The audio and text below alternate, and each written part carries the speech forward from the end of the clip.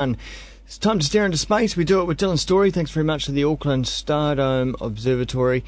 Dylan joining us in his astronomy hideout today. G'day there, Dylan. Good morning. Good morning. First up today, are the photos taken on Mars many years ago? Are they proof of life on Mars?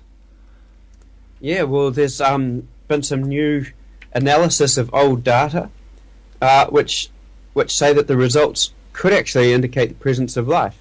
So, just a bit of background. So, NASA's Viking probes landed on Mars in 1975, two of them, and their job was basically to look for signs of life in the past on Mars. So they dug down below the surface and did a whole lot of tests on the ground, what was there, and there were some surprising results that led people to think that perhaps some of the gas, some of the material that came off the soil could have been the result of life, and it was kind of a bit of a debate or an inconclusion amongst scientists. The general conclusion was that it was probably just caused by non-organic processes, so it kind of put the idea to sleep for a while. Yeah.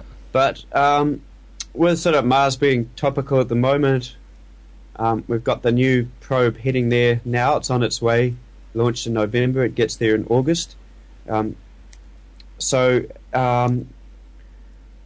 Mars exploration will start up again in full force very soon. And so this and other things has sparked a bit of a relook at some of the data. And a team has applied some new mathematical models to the data from the old 1975 Viking probes. Yeah. And it's sort of reinforced this initial theory that the results of the soil could have been caused by, in fact, biological processes. So their statement is that mathematical models have shown that the Mars data behave differently to a non-biological control group.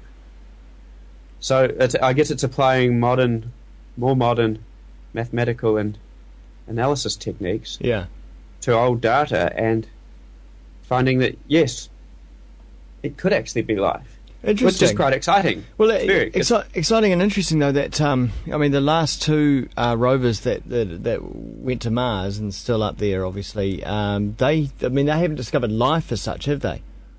No, they haven't. They definitely haven't discovered life. But what they have discovered is the presence of salts under the ground, which mean that these salts are probably caused by flowing water. Yeah. They've obviously taken lots of pictures. They've also taken a lot of pictures of things, of geological features that look like they were formed by flowing water. So there's sort of building up amount of evidence to say that Mars' climate was probably a lot hotter once, or a lot warmer, enough so to allow water to exist in its liquid form. And we know that on Earth, wherever we find water in its liquid form, we find life of some sort. So it does raise the question: if there was liquid water on Mars in the past, could life have evolved there just as it did on Earth? Is there any expectation that Curiosity, which is set to land there in August, is there any expectation that Curiosity will solve all this and determine once and for all whether or not there was life there? I wouldn't say expectation. There's definitely a hope.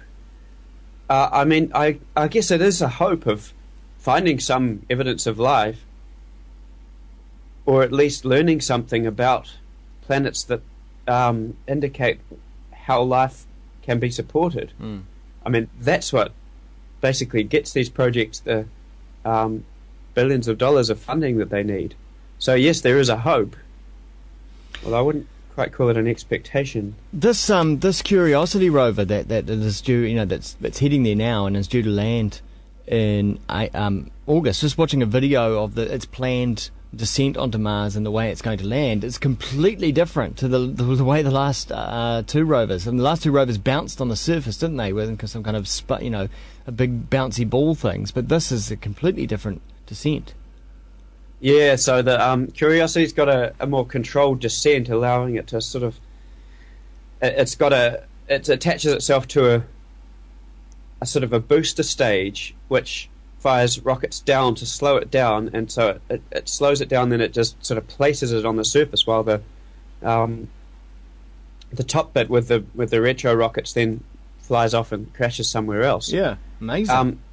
Yeah, it is amazing. So it's a more controlled descent, which is safer in a lot of ways, but it also means there's a lot more that can go wrong. There's a lot more electronic, physical processes that have to go right. Whereas the rovers, the way they landed, it was really cool. You know, they'd have their air brake, their heat shield, and then a parachute for some way. Then these massive inflatable like balloons came up around them, and then they literally landed and just bounced. So the aliens living there are going to have to come up with some new drawings to put in front of the cameras of the rover. Exactly. This time, aren't they? Yeah. Hope that wonder if they know that it's on the way. I'm sure this will thwart them for sure. Yeah, no doubt. Okay, so that's interesting. So analysing that data from the past. On to something else now. A comet massacre is taking place at the moment. What are they talking about here?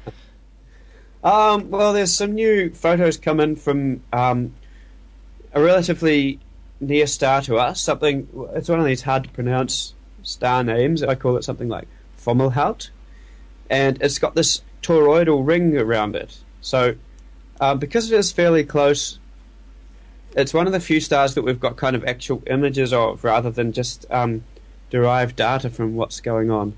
So, and it showed this big toroid. It was like a donut-shaped cloud around it, and a new analysis of the properties of the cloud show that the temperature, the thermal emissions indicate that there's a lot going on, and scientists were a bit baffled by the higher temperature than expected, or higher thermal properties, and